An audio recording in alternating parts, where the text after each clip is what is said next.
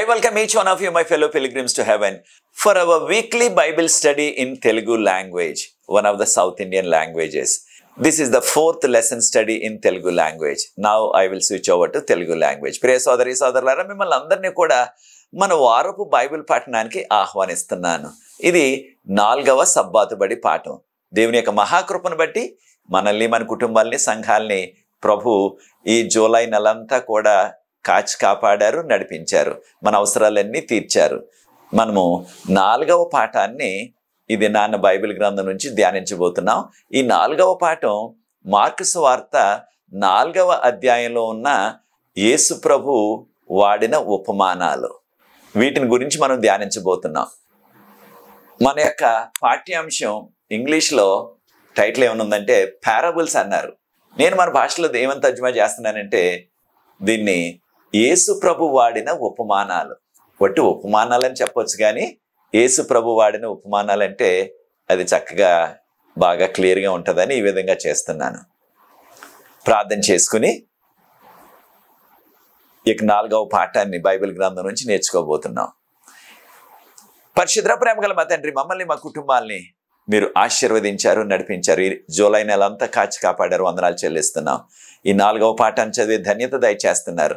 దీనిలో ఉన్న అమూల్యమైన సత్యాలు మేము నేర్చుకోవటానికి పరలోకపు జ్ఞానాన్ని మాకు ప్రసాదించి మీరే మాతో మాట్లాడి ఈ అమూల్యమైన సత్యాలు మాకు బోధించవలసిందని, వీటిని అర్థం చేసుకోవటానికి పరిశుద్ధాత్మను మాకు మెండుగా అనుగ్రహించవలసిందని, దీన్ని వీక్షిస్తున్న వారు, ఈ వీడియోని ఇతరులతో పంచుకుంటున్న వారిని ప్రత్యేకంగా ఆశీర్వదించండి.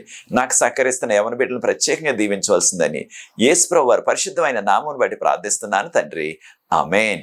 ప్రియ సోదరి సోదరులారా, యేసు ప్రభు వాడిన ఉపమానాలు. యేసు ప్రభు ఈ లోకంలో అనేకమైన ఉపమానాలు వాడారు.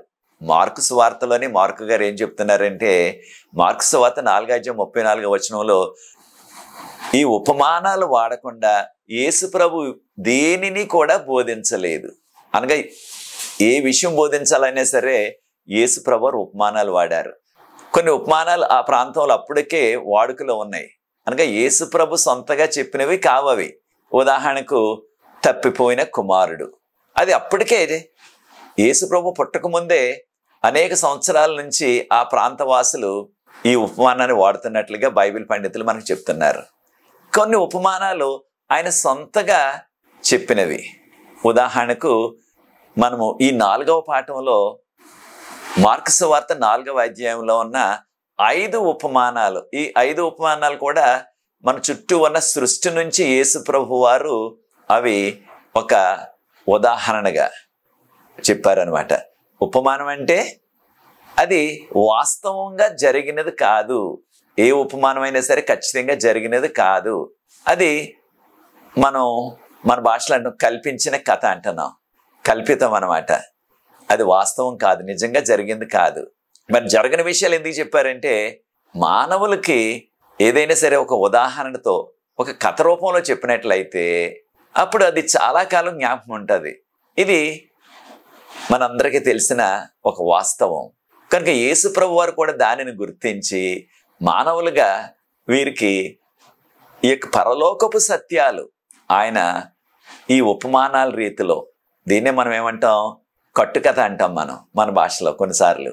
ఆ విధమైన కథలు వాడి ఆ కథ ద్వారా నిజంగా జరిగింది కాదు, అది కల్పించినది, దాని ద్వారా ఆ పరలోకపు సత్యాలు ప్రభువారు మనకు బోధించారనమాట. కనుక ఈ యొక్క మార్కు సువార్త 4వ అధ్యాయంలో 5 ఉపమానాలు ప్రభువారు వాడారు. వాటిని మనం నేర్చుకోబోతున్నాం. కనుక ప్రార్థనాపూర్వకంగా మార్కు సువార్త 4వ అధ్యాయాన్ని ధ్యానించండి. మనకి ఇవ్వబడిన మూలవాక్యం, దీన్నే కంఠత వాక్యం అంటున్నాం కదా.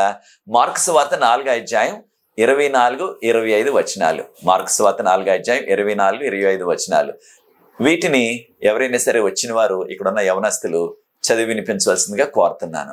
మరియు ఆయన మీరేమి వినుచున్నారో జాగ్రత్తగా చూచుకొనుడి. మీరెట్టి కొలతతో కొలుతురో మీకును అట్టి కొలతతో కొలవబడును, మరి ఎక్కువగా మీకు ఇయ్యబడును. కలిగిన వానిని ఇయ్యబడును, లేని వానికి కలిగినదియు వాని యొద్ద నుండి తీసుకొని వేయబడునని వారితో చెప్పాను. థ్యాంక్ యూ బాబు. ఈ యొక్క వాక్యాన్ని మనకు చదివి వినిపించిన యవనస్తుడు విల్సన్.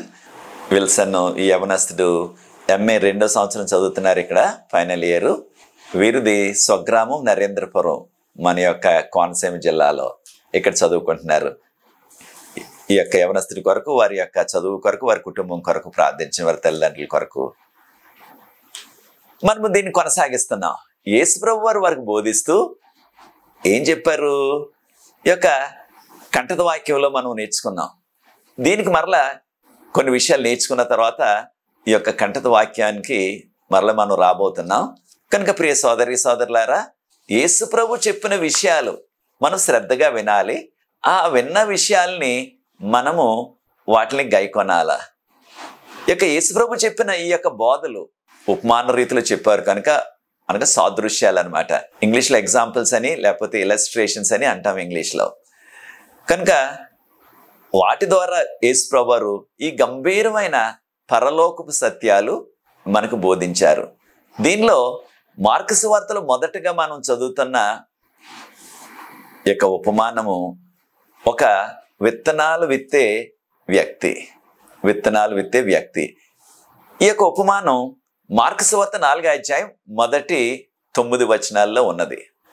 అయితే ఈ యొక్క ఉపమానం నుంచి మనం ఏ పాఠాలు నేర్చుకోవాలి? ఆధ్యాత్మిక పాఠాలు. అనేక మంది బైబిల్ పండితులు మనకు చెప్పేది ఏంటంటే, యేసుప్రభు వారు ఈ యొక్క ఉపమానాన్ని బోధిస్తున్నప్పుడు, ఏ ఉపమానం? ఒక వ్యక్తి ఉన్నాడు, తను పొలంలో విత్తనాలు విత్తుతున్నాడు. ఇది మెట్ట పంటలు అనమాట. మనకున్న మాగాణి అయితే మనము ఇక వరి నారు పెంచుతాం, ఆ ఆకు పెరిగిన తర్వాత అప్పుడు వాటికి నాట్లు వేస్తాం. కానీ మెట్ట వ్యవసాయం అనుకోండి, ఉదాహరణకు జొన్నలు మరి ఒకటి వెయ్యం కదా, లేకపోతే జొన్నలను ఆకులు పెంచి అప్పుడు జొన్నలు నాటం కదా. జొన్నలు అలాగా వాటిని చల్లేస్తారు. లేకపోయినట్లయితే మినుములు, కందులు, పెసలు, ఇలాంటి అపరాలు అంటాం కదా మనం. అలాంటివన్నీ కూడా ఒక్కొక్క విత్తనం వేయటానికి అవకాశం లేదు, చిన్నవి కనుక. ముఖ్యంగా జొన్నలు లాంటివి, లేకపోతే గంటలు లాంటివి, వాటిని ఇలాగా చల్లేస్తారు. అలాగా ఒక వ్యక్తి ఆ విత్తనాలని చల్లుతున్నాడు తన యొక్క మెట్ట పొలంలో. మనకి కొన్ని ప్రాంతాల్లో మెట్ట వ్యవసాయం ఉంది, వారికి ఎక్కువగా ఈ యొక్క అనుభవాలు ఉంటున్నాయి. మన కొన్ని ప్రాంతాల్లో మాగాణి అనగా మనకి వట్టి వరి, లేకపోతే చెరుకు, అరటి, ఇలాంటి పంటలు పండుతున్నాయి. అలాంటి వారికి మనకి ఈ యొక్క ఉపమానం అంతగా మనకి అవగాహన లేకపోవచ్చు. యేసుప్రభు చెప్పిన ఈ యొక్క ఉపమానం జరుగుతున్నప్పుడు చాలామంది బైబిల్ పండితులు మనకు చెప్తున్నది ఏంటంటే, ఆ సమయంలోనే వారి కళ్ళ ముందే ఆ ప్రజలు వింటుంటే ఆ ప్రక్కనే ఈ విధంగా కొంతమంది వారి పొలాల్లో ఆ విత్తనాల్ని చల్లుతున్నారు అని అంటున్నారు. అనగా వారు వాస్తవంగా చూస్తున్నారు, అందరికీ తెలిసిన విషయమే.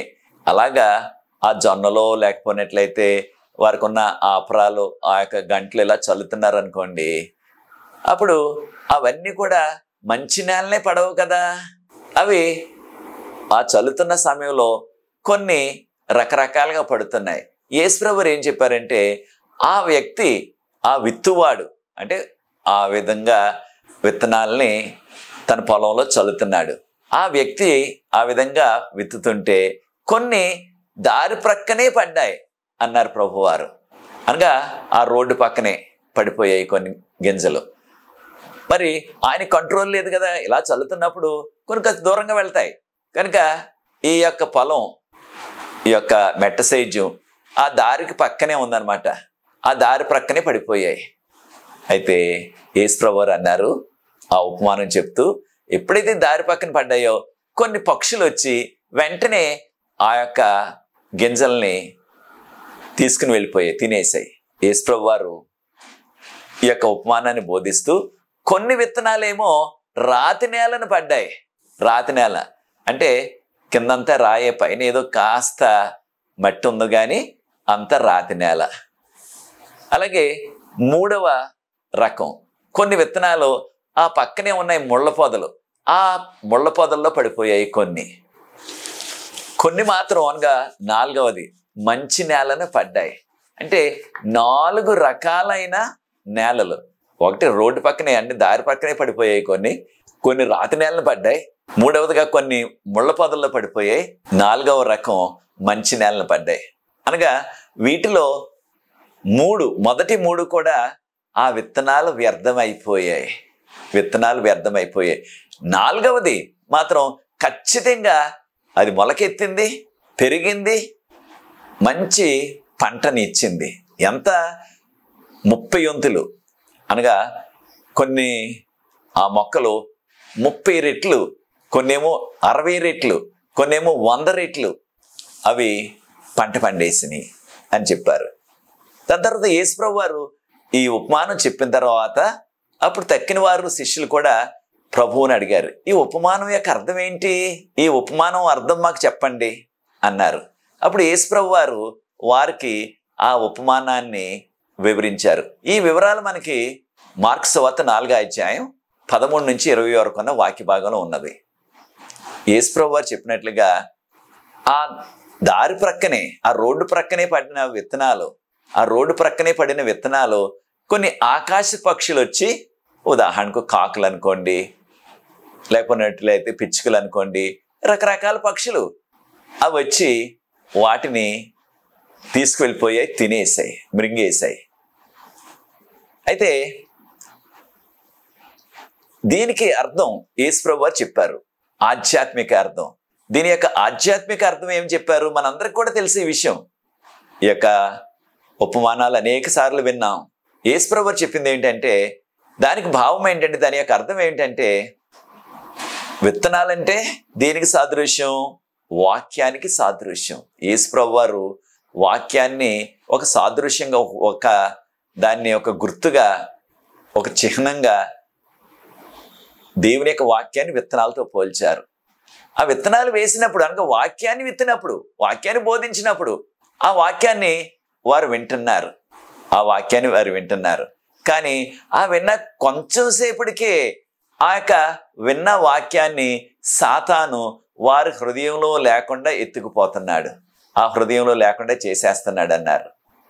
అది ఎలా జరుగుతుంది అనుకోవచ్చు మనం. ఉదాహరణకు ఒక ఉద్యోగ సభలకు వెళ్ళి, ఒక ఆలయానికి వెళ్ళి, అక్కడ వాక్యం చెప్తున్న దగ్గరికి వెళ్ళి వాక్యం విని అది అయిపోయిన తర్వాత ఇంటికి వెళ్ళిపోతున్నారు అనుకోండి.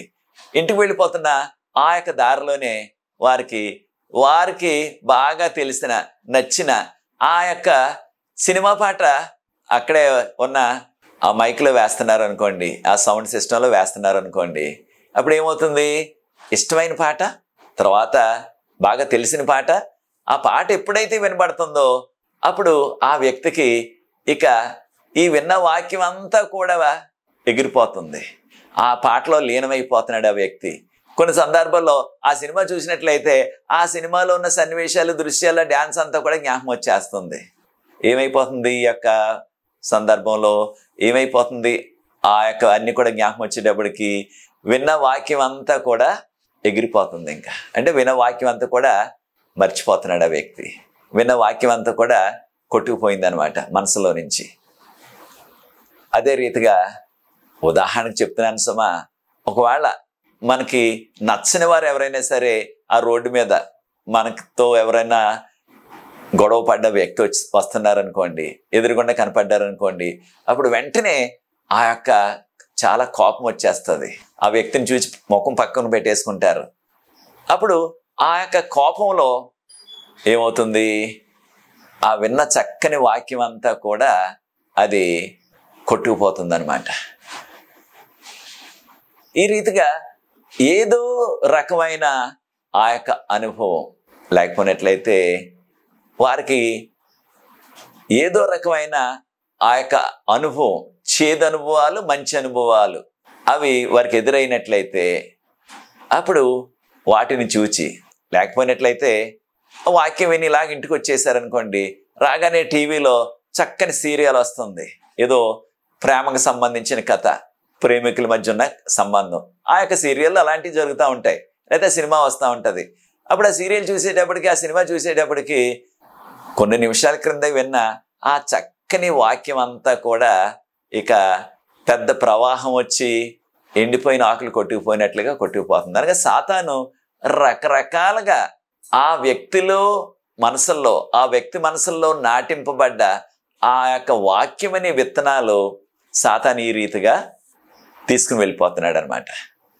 కనుక యేసుప్రభు వారు చెప్పింది ఆ రోడ్డు ప్రక్కన పడ్డ విత్తనాలు ఈ విధంగా సాతాను ఎత్తుకుపోతున్నాడు అనగా మన హృదయాల్లో నాటింపబడిన వాక్యం, మన హృదయాల్లో పడ్డ ఆ వాక్యం, దాన్ని ఏదో రీతిగా సాతాను రకరకాల కుయుక్తులతో మన దగ్గర లేకుండా, మన మనసులో లేకుండా తీసుకువెళ్ళిపోతున్నాడు. కనుక ప్రియ సోదరి సోదరులారా, మనము ఈ విషయాన్ని గుర్తించాలా. మనకు కూడా చాలాసార్లు ఇటువంటి అనుభవం ఎదురయ్యే ఉంటుంది. చక్కని వాక్యం, ఆ కాసేపు ఎంతో బాగుందనిపిస్తుంది. అక్కడి నుంచి రోడ్డు మీదకి వెళ్ళగానే, అక్కడి నుంచి మన ఇంటికి వెళ్ళగానే ఆ పరిస్థితి అంతా మారిపోతుంది. ఆ విన్న చక్కని వాక్యం అంతా కూడా మర్చిపోతున్నాం. అటువంటి అనుభవం మీకు కూడా జరిగిందా ప్రియ సోదరి సోదరులారా? అనేక సార్లు సాతాను ఇటువంటి పరిస్థితి తెచ్చిపెడుతున్నాడు మన జీవితాల్లో. వాక్యం విన్న తర్వాత కొన్నిసార్లు అయితే టీవీలోనే వాక్యం వినవచ్చు, చాలా చక్కని వాక్యం అనిపిస్తుంది మనకి. ఆ యొక్క టీవీలో ఆ ప్రసంగం అయిపోయిన వెంటనే, వాక్యం అయిపోయిన వెంటనే ఆ టీవీ ఛానల్ మార్చేస్తున్నాం. అక్కడ ఏదో సీరియల్ వస్తుంది, ఏదో సినిమా వస్తుంది, లేకపోతే ఏదో సినిమా పాటలు వస్తున్నాయి. దానితో మొత్తం అంతా కూడా పెద్ద వరద వచ్చితే ఏ విధంగా అంత కొట్టుకుపోతుంది, అలా కొట్టుకుపోతుంది మన యొక్క హృదయంలో ఉన్న వాక్యం అంతా. కనుక మనం చాలా జాగ్రత్తగా ఉండాలా. రెండవ విషయం ప్రభువారు చెప్పారు, కొన్ని విత్తనాలు రాతి నేలను పడ్డాయి అనగా వారు వాక్యం చెప్తున్నప్పుడు ఎంతో ఆనందంతో, ఎంతో సంతోషంతో ఆ వాక్యాన్ని అంగీకరిస్తారు ఆ కాసేపు. అయితే రాతి మీద అనగా ఒక రాయి మీద మరి ఎక్కువ ఆ యొక్క మట్టి ఉండదు కనుక ఆ పెరుగుచున్న అది మొలకెత్తుతుంది, కానీ మరి లోనకి వెళ్ళాలంటే ఆ వేర్లకి సరిపడే మట్టి లేదు. కనుక ఏమైపోతుంది, కాస్త బలమైన ఎండ వచ్చినప్పుడు ఆ ఎండకి మాడిపోతుంది. ఇంకా కారణం ఆ వేర్లు లోనకు వెళ్ళలేకపోయాయి కనుక. అలాగే వాక్యం విన్నప్పుడు చాలా సంతోషంగా వింటున్నారు, ఆ కాసేపు ఎంతో వారు లీనమైపోతున్నారు వాక్యంలో. తర్వాత కాసేపటికి లేకపోతే కొన్ని రోజుల తర్వాత అనేకమైన సమస్యలు వెంటాడుతున్నాయి. కొంతమంది వాక్యం విన్న తర్వాత వారు హృదయాలను ప్రభువుకి ఇచ్చేస్తున్నారు, ఆ ఉద్యోగ సభల్లోనే బాప్తిసం తీసేసుకుంటున్నారు. దాని తర్వాత వారికి అనేకమైన సమస్యలు వస్తున్నాయి, సాతాను తెచ్చిపెడుతున్నాడు. వారి యొక్క కుటుంబ సభ్యుల నుంచి, అయితే వారి స్నేహితుల దగ్గర నుంచి ఏదో రీతిగా అనేకమైన సమస్యలు వస్తున్నాయి వారికి. ఎప్పుడైతే అటువంటి సమస్యలు వస్తున్నాయో అప్పుడు వారి మనసుల్లో సాతాను తెచ్చిపెడుతున్నాడు. నేను యేసుప్రభువుని నమ్ముకున్నాను, ఆ బాప్తిసం తీసుకున్నాను, అప్పటి నుంచి ఆ యేసుప్రభువుని నమ్ముకున్న తర్వాత, ఆ బాప్తిసం తీసుకున్న తర్వాత అన్ని కష్టాలే, నాకు ఇగో అనారోగ్యం వచ్చేసింది, ఆయన నమ్ముకున్న తర్వాత వచ్చిన యాక్సిడెంట్ అయిపోయింది, నాకు ఆయన నమ్ముకున్న తర్వాత నేను చేస్తున్న వ్యాపారం అంతా కూడా అన్ని కూడా నష్టాలే వస్తున్నాయి, లాభాలు రావట్లేదు, ఆయన నమ్ముకున్నాను కానీ ఇగో ఈ రీతిగా నాకు ఉద్యోగం రాలేదు. ఏదో రకమైన సమస్యలు, సవాళ్ళు సాతాను తెచ్చి పెడుతున్నాడు. అప్పుడు ఆ తోటివారు అంటున్నారు, ఇంటివారు అంటున్నారు, ఇదివరకు అన్నీ బాగానే ఉండేవి, అగో యేసుప్రభు నమ్ముకున్నానన్నా, బాప్తిసం తీసుకున్నాను, తర్వాత నుంచి ఇగో అనారోగ్యం వచ్చేసింది, లేకపోతే నీకు యాక్సిడెంట్ అయింది, నీకు అన్ని కూడా నష్టాలే వస్తున్నాయి, ఇంకా దీనిలోనే కొనసాగినట్లయితే నీ ప్రాణానికి ముప్పు వచ్చేస్తుంది ఒక రోజున అనేటప్పటికీ వారు ఏం చేస్తున్నారు, ఆ విశ్వాసాన్ని విడిచిపెట్టేసి మరలా వారు పాత జీవితానికి వెళ్ళిపోతున్నారు. అలాంటి వారు అనేక మంది మనకు తెలుసు. ప్రియ సోదరి సోదరుడా, నీవు కూడా అటువంటి అనుభవంలో ఉన్నావు. అటువంటి అనుభవం ఉన్నట్లయితే రాతి నేలన పడిన విత్తనంతో సమానం అన్నమాట. యేసుప్రభు వారు ఈ విషయాలు చెప్పారు. కనుక మన జీవితాల్లో కూడా ఈ పాఠాన్ని మనం నేర్చుకోవాలా. ఉదాహరణకు మనకి వాక్యం చెప్తున్న వారు దశమ భాగం ఇచ్చినట్లయితే, ఇంగ్లీష్లో టైత్ అంటున్నాం కదా, నీకు ఎన్నో మేలు కలుగుతాయి. దేవుడు అన్నారు, ఆకాశపు వాకండ్లే నిప్పి విస్తారమైన నీవు పట్టజాలనంత దీవులు నీకు నేను కృమ్మరిస్తాను అని మలాకీ గ్రంథం 3వ అధ్యాయం 8 నుంచి 10 వరకు వాక్య భాగంలో ఆ వాక్య భాగాన్ని వివరిస్తున్నారు అనుకోండి ఎవరైనా, అప్పుడు నిజమే నాకు దీవులు కావాలా, 10వ భాగం దేవుని సొమ్ము ఆయనకి ఇచ్చేస్తాను, ఇక్కడి నుంచి నిర్ణయం చేసుకుంటున్నాను అనేసి వెంటనే నిర్ణయం చేసేసుకుంటారు. తర్వాత ఇవ్వటం ప్రారంభిస్తారు. అలా ప్రారంభించిన కొద్ది కాలానికే సాతాను సమస్యలు తెచ్చిపెడుతున్నాడు. వారికి ఏదో రీతిగా అనుకోని ఖర్చు పడుతుంది, అనుకోని ఏదో అనారోగ్యం వచ్చి పడుతుంది. అప్పుడు ఇవ్వాలనుకుంటున్న ఆ యొక్క దశమ భాగం కూడా ఓన్లీ తర్వాత ఇద్దాంలే, ఇప్పుడు మరి ఆపద వచ్చేసింది కదా, ఇది గొట్టెక్కాలా అనేసి ఆ డబ్బుల్ని కూడా మనం ఖర్చు పెట్టేస్తున్నాం. ఇలాగ అనేక సార్లు ఏం జరుగుతుంది, మనం చేసుకున్న మంచి నిర్ణయం, ఆ యొక్క సత్యాన్ని మనం పాటించాలని మనం అనుకుంటున్న నిర్ణయం, లేకపోతే మనకున్న ఆ చెడ్డ అలవాట్లు వాటి మానేయాల. ఉదాహరణకు సారా త్రాగటం, లేకపోతే ఆ సిగరెట్లు బీడీలు తాగటం, అవి మన యొక్క ఆరోగ్యాన్ని, మన ఇల్లు ఒళ్ళు కూడా గుల్ల చేసేస్తున్నాయి. వాటి మానేయాలని కారణం నీ యొక్క దేవుని యొక్క వాక్యంలో ఉన్నది కదా. 1 కొరింథీయులు రాసిన పత్రిక 3వ అధ్యాయం 16వ వచనంలో, నీ దేహము నా మందిరము, దాన్ని ఎవరైతే పాడు చేస్తారో నేను పాడు చేస్తాను. కనుక మన యొక్క దేహాన్ని పాడు చేసే ఆ సారా కానీ, లేకపోతే సిగరెట్లు కానీ, లేకపోతే ఈ యొక్క గుట్కాలు కానీ, లేకపోతే మాదక ద్రవ్యాలు కానీ ఇక వాడకూడదని ఎవరైనా వాక్యం చెప్పారనుకోండి, నిజమే నేను చేయకూడదు అలాగా అనుకుని నిర్ణయం తీసేసుకుంటున్నారు. బాగానే ఉంది. తర్వాత ఏం జరుగుతుంది, కొద్ది కాలంలోనే, కొద్ది రోజుల్లోనే సాతానుడు అనేకమైన సవాళ్ళు తెచ్చిపెట్టేస్తున్నాడు. అప్పుడు ఏం జరుగుతుంది, వారు ఆ యొక్క కాసేపు నిర్ణయం చేసుకున్నప్పటికీ తర్వాత నిర్ణయాన్ని వారు మరలా వెనక్కి తీసేసుకొని మళ్ళీ పాత జీవితానికి వెళ్ళిపోతున్నారు. ఇటువంటి అనుభవాలు అనేక సార్లు మనకు కూడా ఎదురవుతున్నాయి. అది యేసుప్రభు వారు అన్నారు, రాతి మీద పడిన విత్తనంతో సమానం అన్నారు. అలాంటి పరిస్థితి మనలో కూడా ఉన్నదా ప్రియ సోదరి సోదరులారా? అయితే 3వ రకమైన నేల యేసుప్రభు వారు చెప్పింది. కొన్ని విత్తనాలు ఆ యొక్క ముళ్ళ పొదల్లో పడిపోయాయి, అవి మొలకెత్తాయి. చూడండి, ఆ 2వది 3వది కూడా, అనగా 2వ రకమైన ఆ యొక్క నేల, రాతి నేల మొలకెత్తింది కానీ అది పెరగలేదు, ఫలించలేదు. 3వ రకం ఆ యొక్క ముళ్ళ తుప్పల్లో పడిపోయింది. ఆ డొంకలు అంటాం కదా, కొన్ని ప్రాంతాల్లో డొంకల్లో పడిపోయింది. అప్పుడు మొలకెత్తింది కానీ ఆ యొక్క మొక్క పెరగటానికి స్థలం లేదు. కారణం అవన్నీ కూడా ముళ్ళే, అదంతా కూడా కంప, ఆ డొంక అదంతా కూడా. అప్పుడు ఏం చేస్తుంది, ఆ యొక్క మొలకెత్తిన ఆ యొక్క చిన్న మొక్కను ఈ యొక్క ముళ్ళు, ఆ యొక్క దాని యొక్క కొమ్మలు వాటిని అణగొట్టేశాయి. కనుక అది పెరగటానికి, ఫలించడానికి అవకాశం లేదు. అయితే యేసుప్రభు వారు దాన్ని దేంతో పోల్చారు, ఈ లోకంలో మనకి ఆ యొక్క లోకాశలు అలాంటి ముళ్ళ పొదలాగా ఉన్నాయి. ఆ లోకాశల వల్ల ఏం జరుగుతుంది, మనకి మన జీవితాల్లో పడిన ఆ వాక్యం అనే విత్తనం అది అణగారిపోతుంది, అది పెరగట్లేదు, ఫలించట్లేదు. లేకపోయినట్లయితే ఆ డబ్బాశ, ఆ యొక్క ధనాశ వాక్యంలో ఉన్నది కదా, ధనాపేక్ష సమస్త కీడులకు మూలం. అనేకమైన అడ్డదారులు తక్కువలసి వస్తుంది ఆ డబ్బు సంపాదించడానికి. అప్పుడు మనకు తెలిసిన సత్యం కూడా, ఇది మోసం చేయకూడదు, దొంగతనం చేయకూడదు, ఇలాంటివన్నీ కూడా మనకు తెలుసు. అయినప్పటికీ ఆ యొక్క డబ్బు సంపాదించడానికి, త్వరగా మనం ధనికులైపోవాలని ఆ యొక్క దురాశ వల్ల ఏం జరుగుతుంది, అనేకమైన అడ్డదారులు తొక్కవలసి వస్తుంది, అనేకమైన అక్రమాలు చేయవలసి వస్తుంది మనం చేసే ఉద్యోగంలో కానీ, లేకపోతే వ్యాపారంలో కానీ. దాని ద్వారా ఏమైపోతుంది, ఈ యొక్క వాక్యము, మనలో ఉన్న ఆ సత్యం, మనం విన్న ఆ వాక్యము, మనకు తెలిసిన ఆ సత్యం, అది ఈ యొక్క ధనాశ వలన అణగొట్టబడుతుంది. అనగా సత్యము ఇక పైకి రాలేకపోతుంది, ఆ సత్యం అణగారిపోతుంది అనమాట. ఇది యేసుప్రభు వారు చెప్పారు మనకి. కనుక ప్రియ సోదరి సోదరులారా, ఈ విషయాన్ని మనం గుర్తించాలా.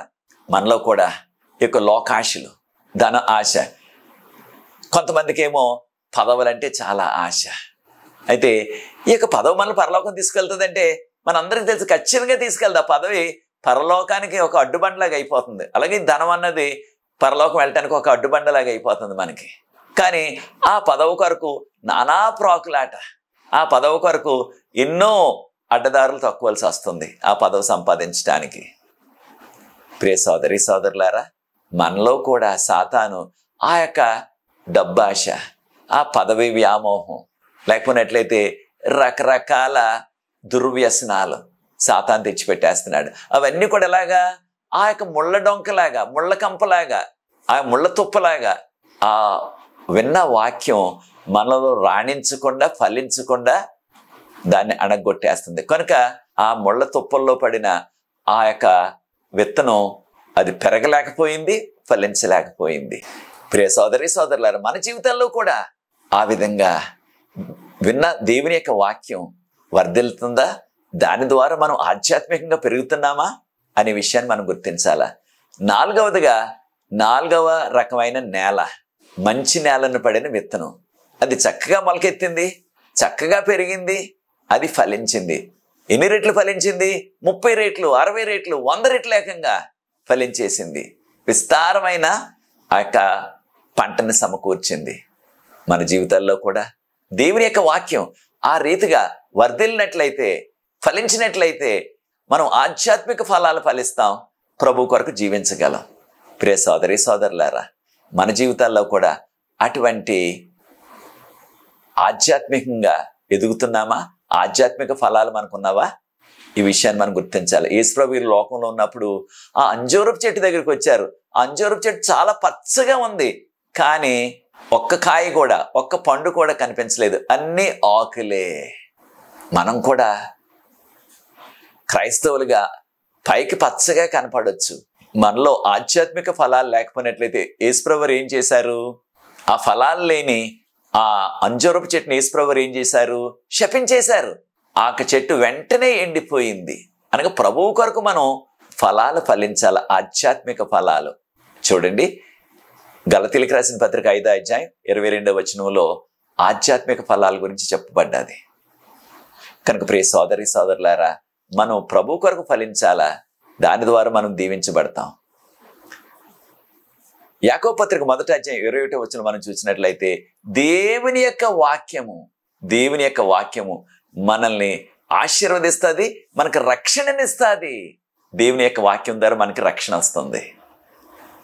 కనుక వాక్యం విత్తనాలతో పోల్చారు. మరొక ఉపమానాన్ని యేసుప్రభువు చెప్పారు.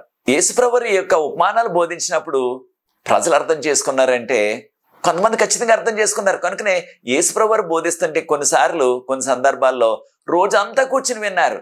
కారణం, ఆయన చక్కని ఉపమానాలు, అంటే చిన్న చిన్న కథలు అనమాట. అవి కొన్నిసార్లు మనం అంటాం పిట్ట కథలు అంటాం, అంటే చిన్న చిన్నవని. అవి చెబుతూ వాటి నుంచి ఆధ్యాత్మిక పాఠాలు నేర్పారు. కనుక ప్రజలు అర్థం చేసుకున్నారు.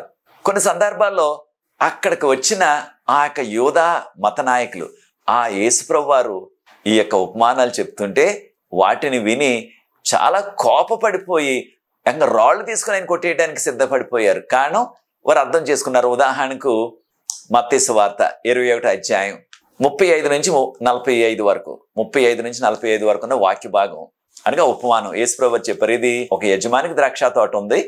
ఆ యొక్క యజమాని తన ద్రాక్ష తోటను కౌలుకి ఇచ్చేసి దూర ప్రాంతం వెళ్ళిపోయాడు. ఆ ద్రాక్ష పండ్లు వచ్చే కాలంలో తన సేవకులను పంపించాడు. మనకొచ్చే ఆ ఓట అనగా మనకొచ్చే భాగం, ఆయన ఆ తోట అంతటికీ కూడా యజమాని కనుక మరి ఆయనకు ఓట ఆయనకి రావాలా. ఆ కాపలా కాస్తున్నవారు లేకపోతే ఆ కౌలుకి చేస్తున్నవారు వారు కొంత తీసుకోవాలా. ఈ రోజుల్లో అయితే డబ్బు రూపంలో చెల్లిస్తున్నారు.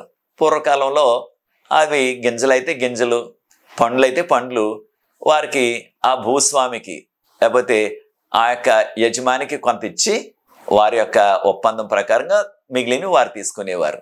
అప్పుడు ఈ యొక్క యజమాని పంపిస్తే సేవకుల్ని వాళ్ళు ఇవ్వకుండా యజమానులు తిట్టారు, కొట్టేశారు.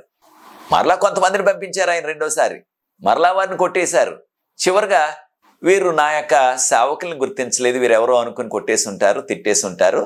నా యొక్క కుమారుడు, ఏకైక కుమారుడిని పంపిస్తాను, తండ్రిలాగే కనిపిస్తున్నాడు, పోలికలన్నీ తండ్రిలాగే ఉన్నవి, నా కుమారుడిని చూసి వారు గుర్తుపడతారు అనుకుని కుమారుడిని పంపిస్తే అప్పుడు ఆ యొక్క దుష్టులందరూ కూడా కౌలు చేస్తున్నవారు ఏం చేశారు?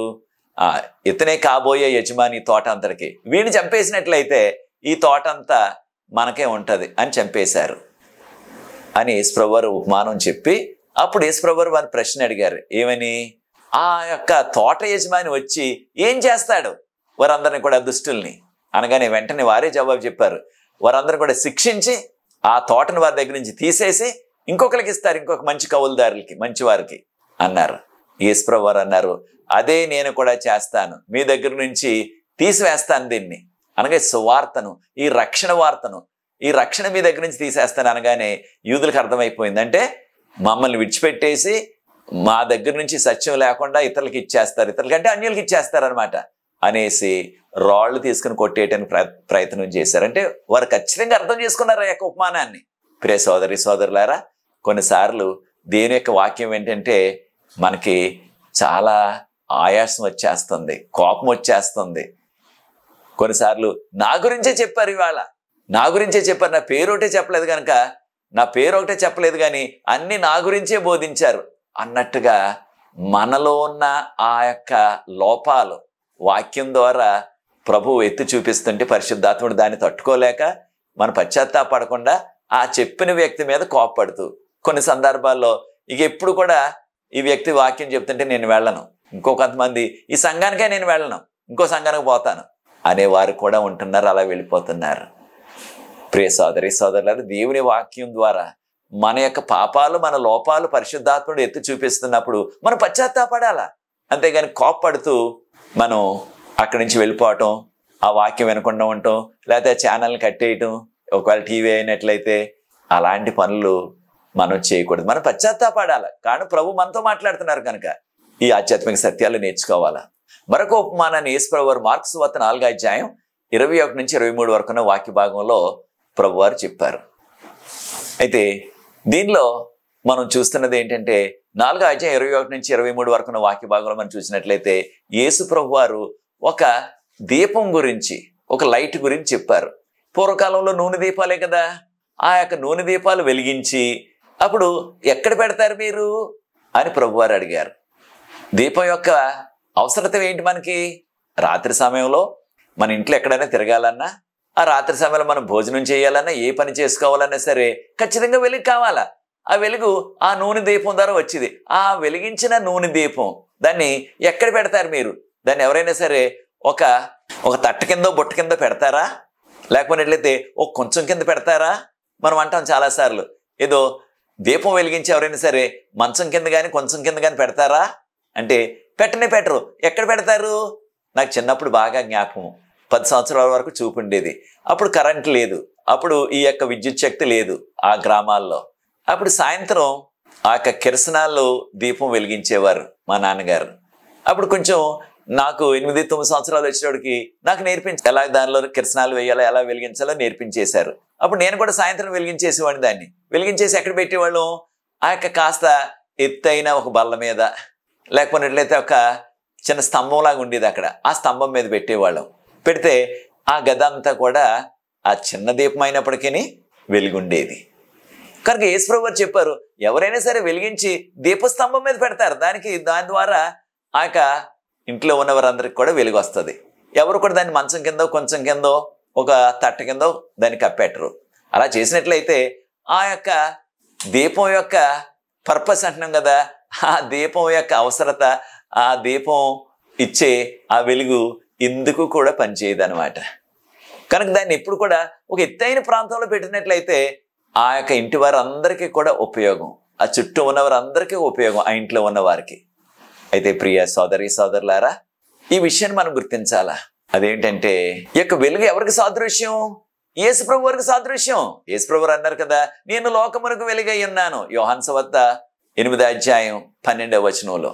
అనగా యేసు ప్రభు నమ్ముకున్న మనం, యేసు ప్రభుని గురించి తెలుసుకున్నాం మనము యేసు ప్రభు యొక్క వెలుగు అనగా ఈ యొక్క సత్యం, వెలుగంటే సత్యం, ఆ సత్యాన్ని ఇతరులకు అందించాలా. కనుక యేసు ప్రభు వారు అన్నారు, ఆ యొక్క ధన్యతలు చెప్తూ మత్తయి సువార్త 5వ అధ్యాయం 16వ వచనం నుంచి, మీరు లోకమునకు వెలుగై ఉన్నారు అన్నారు. తర్వాత మీలో ఉన్న వెలుగు ఇతరులకు ప్రకాశింపనీయుడి. అనగా మనలో ఉన్న సత్యం, యేసు ప్రభు గురించి మనకు తెలిసిన సత్యం ఇతరులకు తెలియాలంటే మన యొక్క జీవితాలు మాదిరికరంగా ఉండాలి. మన జీవితాలు కూడా అన్యుల్లాగా ఉన్నట్లయితే, మన యొక్క అలవాట్లు కూడా ఆ అన్యుల్లాగా ఉన్నట్లయితే మనలో ప్రత్యేకత ఏమున్నది? ప్రియ సోదరి సోదరులారా, మనలో ఉన్న యేసు ప్రభుని గురించిన సత్యం మన యొక్క జీవితాల ద్వారా మనం ఇతరులకు యేసు ప్రభుని గురించి ఆ వెలుగును సాక్ష్యంగా చెప్పాలన్నమాట.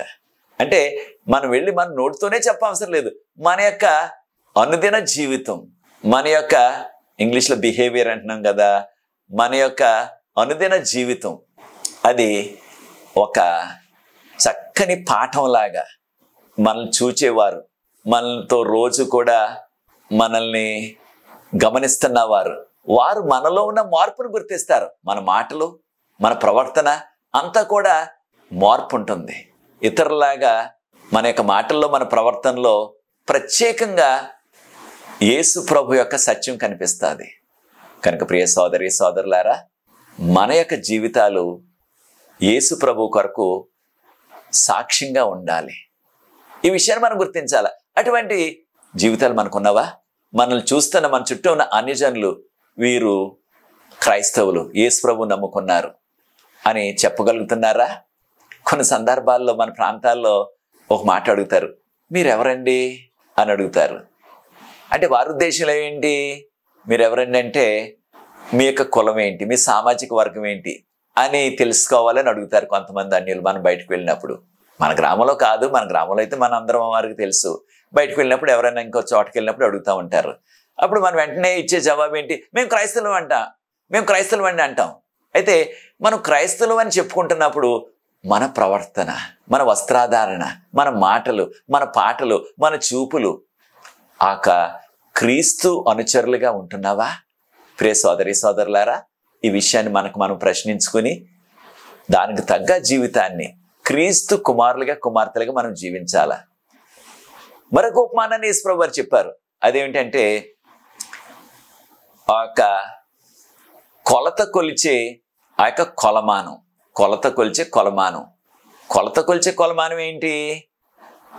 పూర్వకాలంలో, ఇప్పుడు కూడా కొన్ని చిన్న గ్రామాల్లో ఏవైనా సరే మనం కొన్నట్లయితే బియ్యం కానీ, గోధుమలు కానీ, జొన్నలు కానీ, లేదా సోళ్ళు కానీ అలాంటి గింజలు కొన్నట్లయితే వాటిని కొంచెంతో కొలుస్తారు. కొన్ని ప్రాంతాల్లో మానికలు అంటారు, దాంతో కొలుస్తారు. అయితే మార్కు సువార్త 4:24-25 చెప్పబడ్డది. అదేంటంటే మనం ఏ రీతిగా కొలుస్తున్నామో ఇతరులకి, అదే కొలత మనకు కూడా కొలవబడుతుంది. అయితే కొన్ని సందర్భాలు ఏం జరుగుతుంది? ఈ అమ్మేవారు కొనేవారికి, ఉదాహరణకు బియ్యం కొన్నారనుకోండి, ఒక కుంచుడు బియ్యం, లేకపోయినట్లయితే ఒక మానికడు బియ్యం అంటున్నారు. అలాగే అమ్ముతారు, కొలిసి అమ్ముతారు. ఈ రోజుల్లో అయితే మనకు తూకాలు వచ్చేసాయి, కేజీలు అలాగ అంటున్నాం మనం. పూర్వకాలంలో అలాంటి పరిస్థితి లేదు కనుక వారు ఆ కొలిసి అమ్మేవారు. కుంచాలని, మానికలని, కొన్ని ప్రాంతాల్లో ఏదో తవ్వని, సోలని, రకరకాల పేర్లతో ఉండేవి. మా చిన్నప్పుడు కూడా ఉండేవి అవి. ఇప్పుడు కూడా చిన్న గ్రామాల్లో అది చేస్తున్నారు. కానీ ఎక్కువ చిన్న గ్రామాల్లో కూడా తూకం వచ్చేసింది. ఇప్పుడు ఆ తూనికతో 1 కేజీ, అర కేజీ అలాగ అమ్మేస్తున్నారు. అయితే పూర్వకాలంలో ఆ విధంగా అమ్మేవారు ఏం చేసేవారు? అమ్మిన తర్వాత ఒక ఉదాహరణకు ఒక కుంచుడు కొన్నారనుకోండి బియ్యం, అవి కొన్న తర్వాత వారి యొక్క సొంతవి అయినట్లయితే ఇంకొక గుప్పుడు ఎక్కువ వేసేవారు. మనం కొసరు అంటున్నాం దీన్ని మన యొక్క భాషలో. అలాగే ఏదైనా సరే వారు కొన్నప్పుడు, అది ఒక వేరుశనక్కాయలైనా ఏదైనా సరే కొన్నప్పుడు మరలా ఒక గుప్పుడు, ఒక దోసెడు ఎక్కువ వేసేవారు. ఏది?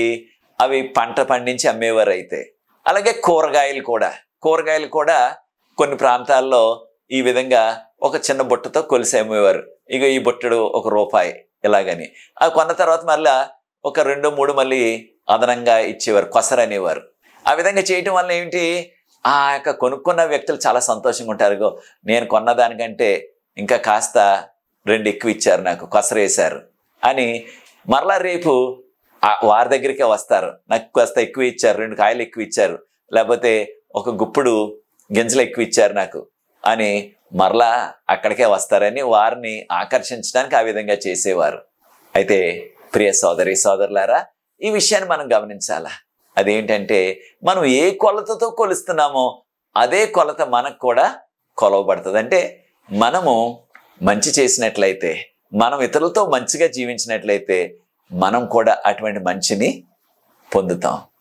కనుక ప్రియ సోదరి సోదరులారా, ఈ విషయాలు మనం గుర్తించుకుని మన యొక్క జీవితాలు ఇతరులకి మేలుకరంగా, ఇతరులకి సహాయకరంగా ఉన్నట్లయితే అది ఎంతో మేలుకరంగా ఉంటుంది అనమాట. అయితే మరొక విషయాన్ని కూడా యేసు ప్రభువు వారు చెప్పారు.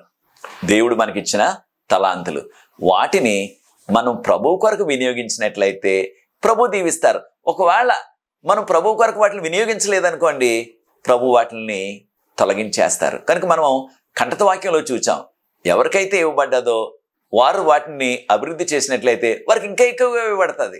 వాటిని అభివృద్ధి చేయలేదనుకోండి, వాటిని ఉపయోగించలేదనుకోండి, అప్పుడు ఉన్నదానిని కూడా తీసివేస్తానన్నారు ప్రభువారు. కనుక ప్రియ సోదరి సోదరులారా, మనకిచ్చిన అవకాశాలు, మనకిచ్చిన ఈ యొక్క తలాంతులు ప్రభు కొరకు వినియోగించాలా. ఒకవేళ మనం వినియోగించకపోయినట్లయితే ఏం జరుగుతుంది? ఉన్నవి కూడా తొలగించబడతాయి మన దగ్గర నుంచి. యేసు ప్రభువు చెప్పారు ఈ విషయాన్ని. అలాగే ఆ తలాంతుల గురించి చదవండి.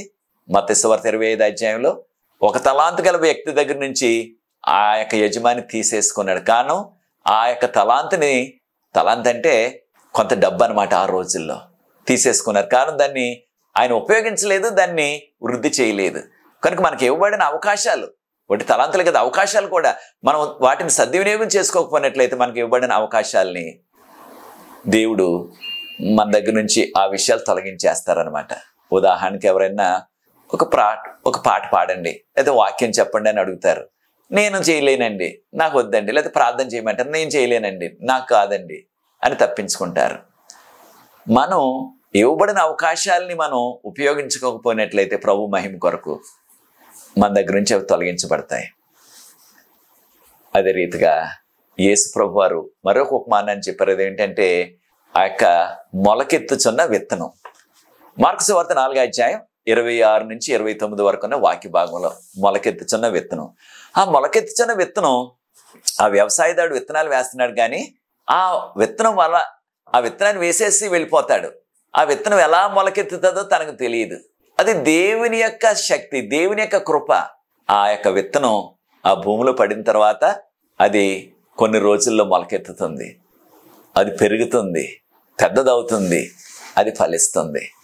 అయితే అది ఏ రీతిగా పెరుగుతుందో అదంతా కూడా వ్యవసాయదారుడికి తెలియదు. తనకు తెలిసింది ఏంటంటే ఇది మొలకెత్తింది, పెద్దదైపోయింది, నాకు పంట వచ్చేసింది, ఇదే అనుకుంటున్నారు. ప్రియ సోదరి సోదరులారా, మన జీవితాల్లో కూడా యొక్క వాక్యం అనే విత్తనం విత్తబడినప్పుడు అది ఫలిస్తుంది. వాక్యం అనే విత్తనం ఎప్పుడు కూడా చచ్చిపోదు. అనగా విత్తనం సరైన నేలలో పడినట్లయితే ఖచ్చితంగా అది మొలకెత్తుతుంది, పెరుగుతుంది, ఫలిస్తుంది. అలాగే మన జీవితాలు కూడా దేవుని యొక్క వాక్యం వచ్చినప్పుడు ఆ వాక్యం ఒక దినాన్ని ఫలిస్తుంది, అది విస్తరిస్తుంది, అది ఎంతో విస్తారమైన పంటనిస్తుంది మన జీవితాలకి. అనగా రక్షణ ఇస్తుంది. పరలోకం ఒక రోజున మనకి పరలోకం వెళ్తాం మనం. దీని ద్వారా ఆ వాక్యం వినటం ద్వారా ఈ విషయాలు మనం గుర్తించాలి. చివరిగా యేసు ప్రభువు వారు ఆవగింజ గురించి చెప్పారు. మార్కు సువార్త 4వ అధ్యాయం 30 నుంచి 32 వరకు ఉన్న వాక్య భాగం. ఆవగింజ మనలో అందరికీ తెలుసు. ఆవగింజలు, ఆవాలు వాడుతూ ఉంటాం మనం తాలింపులు వేసుకోవటానికి, తర్వాత పచ్చళ్ళు పెట్టినప్పుడు ఆవాలు. అన్ని గింజల్లో కూడా మనకు తెలిసిన గింజల్లో అన్నిటికంటే చిన్న గింజ ఆవగింజ, మనం వాడే వాటిల్లో సుమ. అయితే ఈ యొక్క ఆవగింజ మనందరికి తెలిసినట్లుగా అంత చిన్నదైనప్పటికీ ఎంతో ఉపయోగకరంగా ఉంది. దానిని మనం నాటినట్లయితే, ఆ పొలంలో వేసినట్లయితే, ఆ నేల మీద వేసినట్లయితే అది మొలకెత్తుతుంది. యేసు ప్రభువు ఏమన్నారు? అన్నిటికంటే గింజ చిన్నదైనప్పటికీ అది మొలకెత్తి పెద్దదైనప్పుడు అంటే కూరగాయల మొక్కలన్నిటికంటే ఇది అన్నిటికంటే పెద్దదవుతుంది అని చెప్పారు. అది వాస్తవమే. మనకున్న గణాంకాలు ఏమిటంటే, మనకున్న ఈ యొక్క సమాచారం ఏంటంటే, మన ప్రాంతాల్లో ఎక్కువ ఆవాలు పండించట్లేదు, కానీ చాలా ప్రాంతాల్లో, ముఖ్యంగా ఈ యొక్క ఉత్తర భారతదేశంలో ఆవాలు ఎక్కువ పండిస్తారు. అక్కడ వారు ఆ వాడే నూనె కూడా, అనుదినం వంటకు వాడే నూనె కూడా ఆవాల నూనె వాడతారు. అయితే మనకు ఎక్కువగా అది అనుభవంలో లేదు. అయితే అక్కడ ఆవాలు మొక్కలు 10 అడుగులు ఏకంగా, గింజేమో చాలా చిన్నది, అది పెరిగిన తర్వాత 10 అడుగులు పెరిగిపోతుంది. దానికి పెద్ద పెద్ద కొమ్మలు వచ్చేస్తాయి. అనేక సందర్భాల్లో ఆ యొక్క ఆకాశ పక్షులు కూడా వచ్చి అక్కడ నివాసం ఉంటున్నాయి. కొన్నిసార్లు చిన్న పక్షులు అయితే గూళ్ళు కట్టుకుంటున్నాయి. కారణం 10 అడుగులు ఎత్తే ఏకంగా. కనుక కూర మొక్కలన్నిటిలో, అంటే మనం వాడే ఆ కూరగాయలు, మీరు అనుకోండి బెండకాయలు కానీ వంకాయలు కానీ అలాంటి మొక్కలన్నిటిలో చూసినట్లయితే 10 అడుగులు పెరగవు కదా, 10 అడుగులు ఎత్తు. ఆవాలు మొక్క మాత్రం 10 అడుగులు పెరిగిపోతుంది ఏకంగా. చిన్నదే కానీ అంత పెద్దది అయిపోతుంది. దీని ద్వారా మనం నేర్చుకునే ఆధ్యాత్మిక సత్యం ఏంటి? ప్రియ సోదరి సోదరులారా, మన యొక్క జీవితాల్లో ఆ మొదటగా విన్న వాక్యం చిన్న వాక్యం అయినప్పటికీ దానికి మనం స్పందించినట్లయితే అది ఎంతో విస్తరిస్తుంది. అలాగే మన యొక్క సంఘాల గురించి ఒక్కసారి ఆలోచించినట్లయితే కొన్ని సంఘాలు చాలా పెద్ద పెద్ద సంఘాలు ఉన్నాయి. మనకి 100 మంది వచ్చేస్తున్నారు ఏకంగా ఆ యొక్క ఆరాధనకు. అయితే ఆ యొక్క సంఘం ఆరంభంలో ఒకే విశ్వాసి, లేకపోయినట్లయితే మా అయితే ఒకే కుటుంబం, వారు మాత్రమే అక్కడ ఆరాధించుకునేవారు, వారు మాత్రమే యేసు ప్రభువుని నమ్ముకున్నారు, వారు మాత్రమే సత్యం తెలుసుకున్నారు ఆదిలో. తర్వాత తక్కిన వారందరూ కూడా ఒకరు జాయిన్ అయ్యారు వారిని. ఇప్పుడు మహావృక్షంలాగా పెద్ద సంఘం అయిపోయింది. ప్రియ సోదరి సోదరులారా, మనం ఉంటున్న ఆ ప్రాంతంలో మీరు ఒక్కరే విశ్వాస అయినప్పటికీ మీరు ఆందోళన చెందవద్దు. ఆ ఆవగింజలాగా ఒక రోజున ఎంతో విస్తరిస్తారు. అదో పెద్ద సంఘం అవుతుంది. ఒకవేళ మీరుంటున్న ప్రాంతంలో మీ ఒక్క కుటుంబమే విశ్వాసులు అయినప్పటికీ మీరు ఆందోళన చెందొద్దు. ప్రభు కృపల విశ్వాసం కొనసాగినట్లయితే ఒక రోజున మహావృక్షంలాగా ఒక పెద్ద సంఘం ఏర్పడుతుంది అక్కడ మీ ద్వారా. కనుక ఆవగింజ ద్వారా మనం నేర్చుకుంటున్న ఆధ్యాత్మిక పాఠం ఏంటంటే, మనం ఒక్కరమే విశ్వాసమైనా మన కుటుంబం ఒకే కుటుంబ విశ్వాసుల కుటుంబం అయినప్పటికీ ఆ ప్రాంతంలో మనం నిరాశ పడొద్దు, ఆందోళన పడొద్దు, విశ్వాసాన్ని విడిచిపెట్టేయొద్దు. ప్రభువులో కొనసాగుదాం. ఆ ఆవగింజ ఏ రీతిగా విస్తరించిందో ఫలించిందో అలాగే మనం కూడా ఫలిస్తాం. ప్రియ సోదరి సోదరులారా, ఈ ఉపమానాలన్నీ కూడా ప్రభు చెప్పారు దేని కొరకు? మనము ప్రభువులో ఫలించాలి.